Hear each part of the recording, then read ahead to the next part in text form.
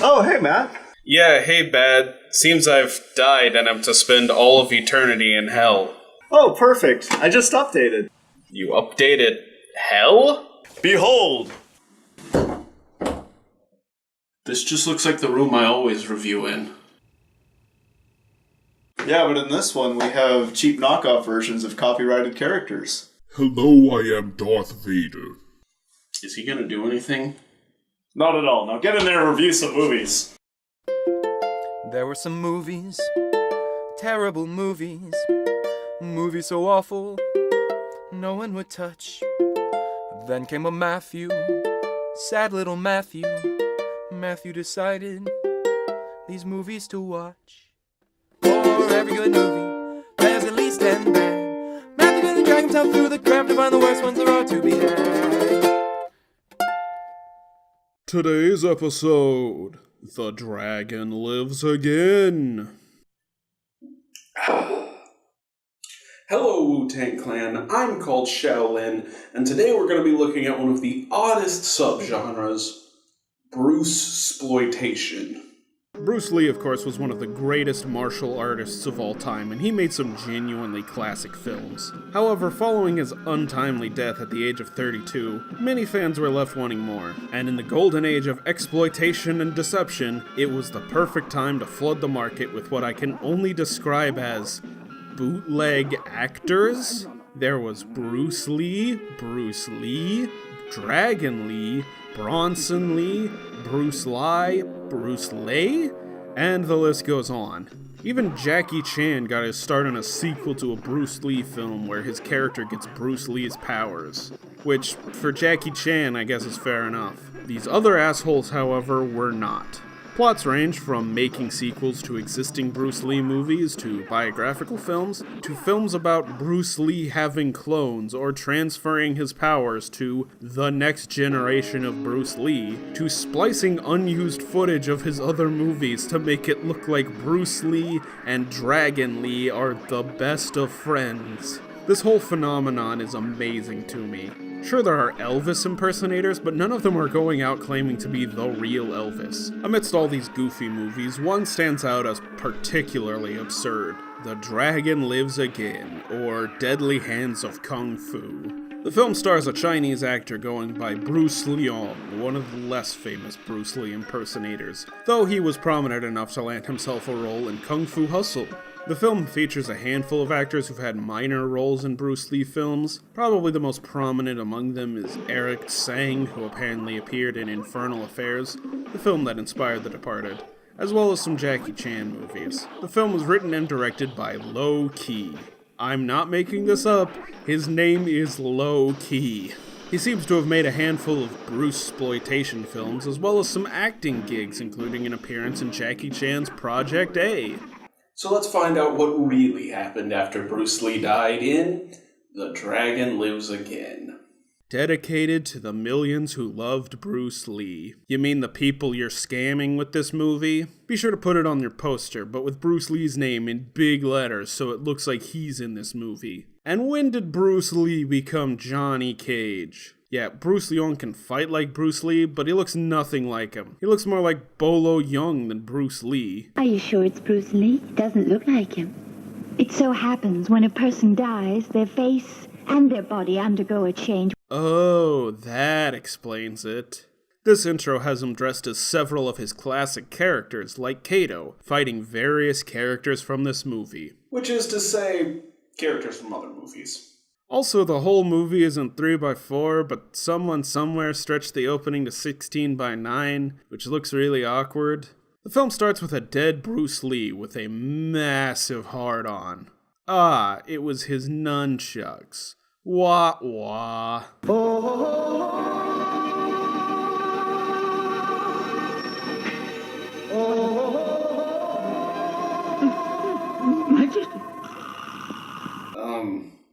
Intro to Carl Douglas's Kung Fu fighting? It is just the intro. They don't play the rest of the song. You did, Bruce Lee. Why have you a weapon when you come here? I hope you don't intend to attack me. He's dead. But this is the underworld, so How is he dead? Oh, he's not dead? This movie just started and I'm already lost. Oh, do you want to die already? Huh? Is there something wrong with you? You're weird. I'm gonna die, you're gonna die. Don't you realize who I am? How dare you be rude to me? I know who you are, a rat. I reiterate, when did Bruce Lee become Johnny Cage? In fact, with all the licensed characters and the whole underworld thing, this is more of a Johnny Cage movie than a Bruce Lee movie. And this guy is king of the underworld because if he shakes a pillar, it causes earthquakes. So Bruce goes to the underworld, which looks a lot like ancient China. It almost feels like this whole underworld bit was a mistranslation or something. He goes into a cafe where he meets David Carradine's character Kane from Kung Fu and Popeye the Sailor Man? Like, Kane I kinda get. Kung Fu matchup movie, guy from Kung Fu. But Popeye? Popeye's also the only cartoon character in this film, so why not choose someone else? Pick a Kurosawa film to steal from. Because the next guy he meets is Zatoichi, the blind swordsman. Except Zatoichi is a Japanese character, and Bruce Lee and this movie are Chinese. In fact, there's only one other Chinese character besides Bruce Lee. Well, Kane is half Chinese, but he's from an American show. And in case you're wondering, yeah, this is basically the essence of the movie. Bruce Lee meets a bunch of fictional characters. Cause see, Zatoichi here is one of the Triad gang, led by the Godfather. Don Corleone, Michael Corleone, some other Godfather. You know that's not a character's name, right? They're the Godfather's private bodyguard. They're hard-nosed bastards. One's James Bond and the other's Clint Eastwood. Hold up. James Bond is fair enough. That's just another fictional character. But Clint Eastwood? Clint Eastwood is a real person who was not only alive when this movie came out, but is still alive as of this recording. And then James Bond and Clint Eastwood, who are both inexplicably Chinese, show up with their gang of skeletons to fight Bruce Lee. That is a sentence I just said. We've got our own lives. Actually, you're dead. Finally, he meets a girl who isn't based on a copywritten character. And this old man. I'm Watto. Wait, Watto? Dang it, we're bringing the prequels into this too. You've been most kind. Thanks, Doc. Why is that a real skeleton? The other skeletons look like... Forget it. And I mentioned the aspect ratio earlier, but apparently this was filmed in 16:9, and they didn't do a good job of cutting it, as characters are frequently just off-screen while talking. Young fellow, I think you've been overdoing it. I cannot say that I blame you, but you should just look at yourself. You're wasting away from too much of it. Okay, I assumed he was talking about fighting because that's all Bruce Lee has done since he got here, but then Ling says this. Don't be so unfair. When a man's endowed like Bruce, the girls are bound to want him. He's got to have his fun. Is Bruce smashing puss off screen that we don't know about? I'm sure his real-life wife, Linda Lee Cadwell, is real happy about that. I'm sorry, Linda. Linda? They knew he had a wife and they left in the lines about him being a playboy? Man, fake Bruce Lee is a dick. And I guess the Godfather they were referring to is Austin Powers. Don Exorcist, you must drink too. I'm sorry, Don Exorcist? Don Exorcist? You know The Exorcist is not a character, right? Or he is, but his name is Father Marin, not The Exorcist. I'm running out of board space. I hope they don't introduce any more characters. Well, they do have one more character up their sleeve. Oh, Emmanuel, you're so beautiful. Emmanuel, from the adult film series. We've transcended having porn stars in these movies to having porn characters in these movies. Why the hell are you worrying? We're all here, aren't we? That's enough. What's more, we've got Dracula. Oh, and also Dracula. But he's in, like, one scene. So, Don Exorcist wants to overthrow the King of Hell. Also, Bruce doesn't seem to be a fan of the king either, as he threatens one of the king's workers at a casino. He walks out of the casino to find, guess what? More characters from other movies. It's the one-armed swordsman, with no sword. He has two clear attributes he's known for, and one of them is having a sword. And Bruce gives him some sage advice. Why not give your sister a hand in her shop? A hand. And then nude women. It's not important. Some cops come around and try harassing someone off screen. Is it Ling?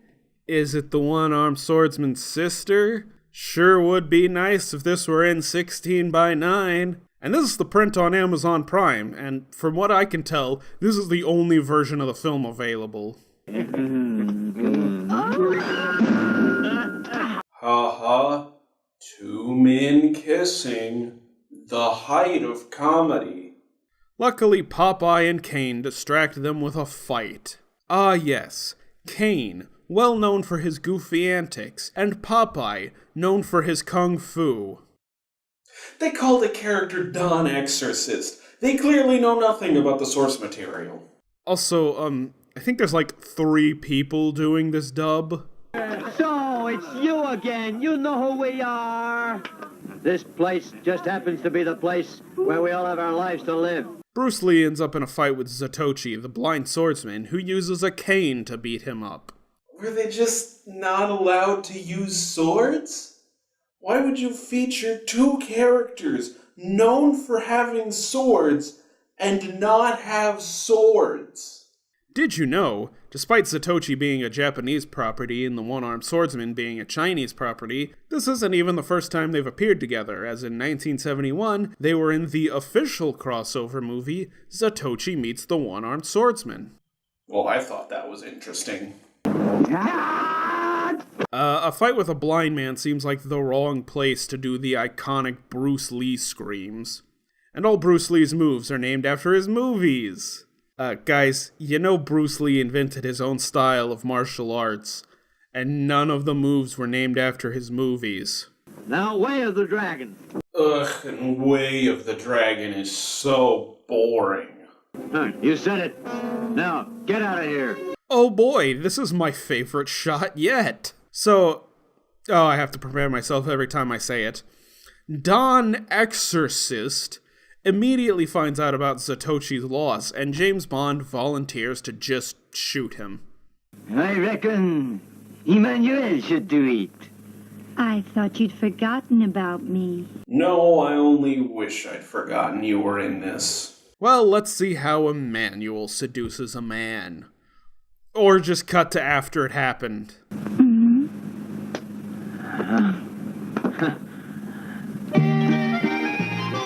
But where did the music come from?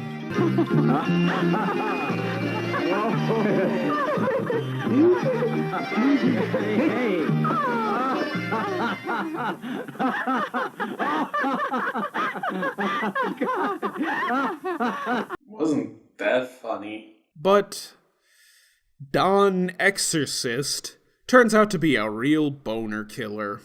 Have a seat. Sit down. All right.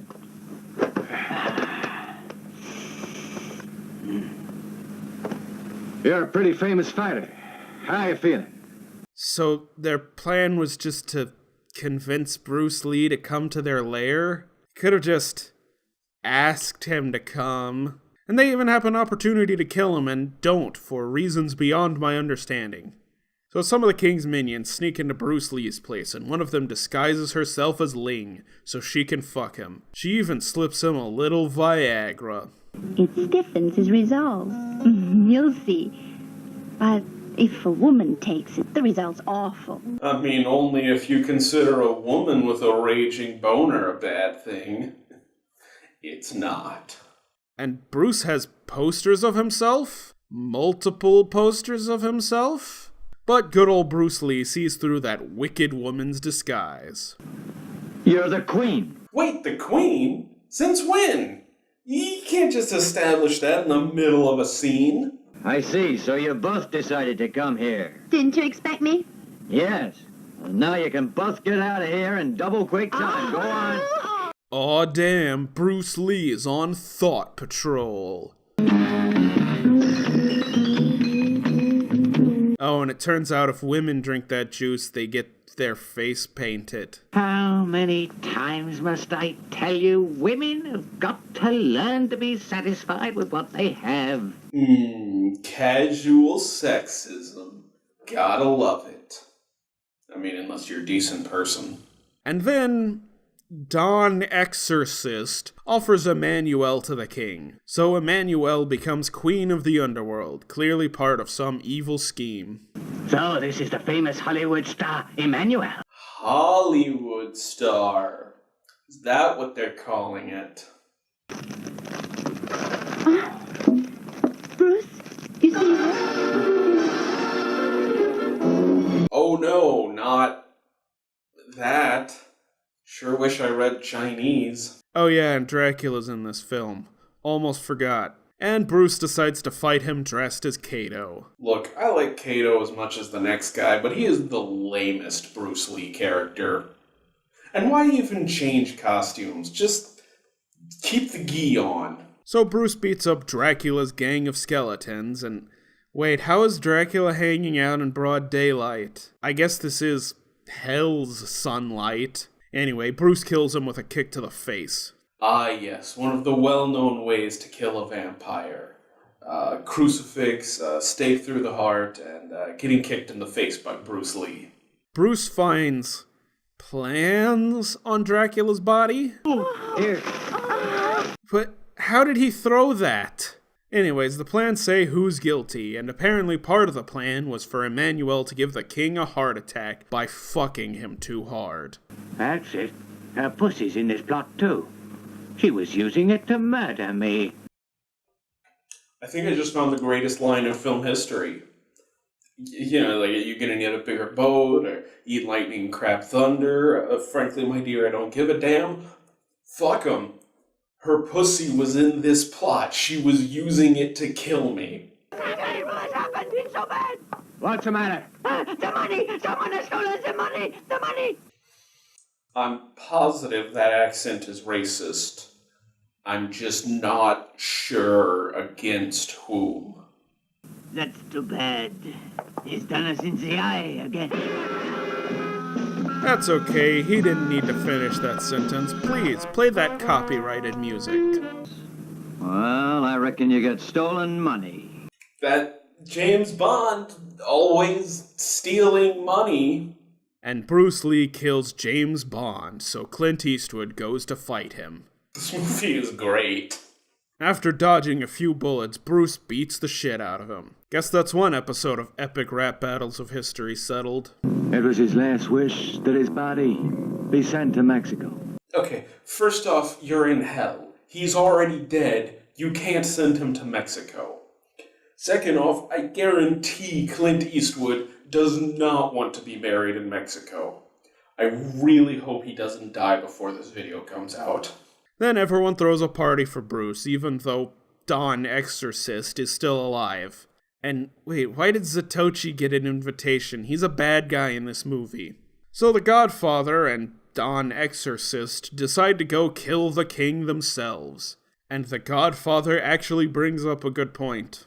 All you want to do is play around with the girls. You're making life hell for all of us. Huh. Make it hell because it is hell. I am 100% certain Father Marin didn't know Kung Fu. I guess that's why they had to change his name to Don Exorcist. Then the king gets angry and shakes the pillar, nearly destroying all of hell and further proving he shouldn't be king. Viva la revolution! But Bruce finds them in the fighting desert they all conveniently show up to fight in. And they fight and fight and fight and... Wait, that guy looks more like Bruce Lee than the guy playing Bruce Lee. This fight scene goes on unbroken with no dialogue or anything for nearly 5 minutes until Bruce goes all 5 fingers of death on him. I have just retired. I don't know what's going on. I feel that, my man.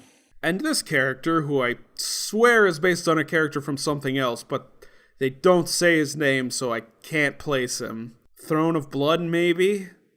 Conjures up a bunch of mummies. 'Cause that's something that character can do. It's probably not. And Bruce Lee kicks their ass as well. But the mummies pull their deadliest move, Ring Around the Rosies, followed up by Group Hug. Who can help our hero? Why, Kane, the one-armed swordsman, and Popeye. And the one-armed swordsman brought his big knife. Close enough. Do the Chinese know what spinach is? It's not Nickelodeon slime. Oh wait, that's spinach essence. Yay, more copyrighted music. Finally, Bruce takes on the big guy. Bruce wins and goes for the king. You can keep your throne. I don't want it. Bruce, just appoint a new king. This guy's not cut out for it. Get like the one-armed swordsman to do it. And the king agrees to let Bruce Lee return to Earth. So Bruce Lee flies away from hell and back to Earth. Which is why Bruce Lee is alive and well today. This is mankind's greatest accomplishment. This is the type of dumb rip-off movie I wish there was more of. Why rip off one property when you can rip off 20? Combine characters who don't belong together. Who cares? Unfortunately, this is the only movie I know of this crazy, but goddamn do I love it. It's one-of-a-kind insanity that makes no sense on any level. I feel like something got lost in translation, like this wasn't supposed to take place in hell or the afterlife. Or who knows, maybe it was. The only downside is the endless fight scenes that go on and on. But they're tolerable to get to the hilarity that is the rest of this movie. I highly, highly recommend it. And maybe it can help me out too. Hey, Bad. What? Let me out or I'll beat you up. I have Darth Vader. Hello, I am still Darth Vader. Oh, fair enough.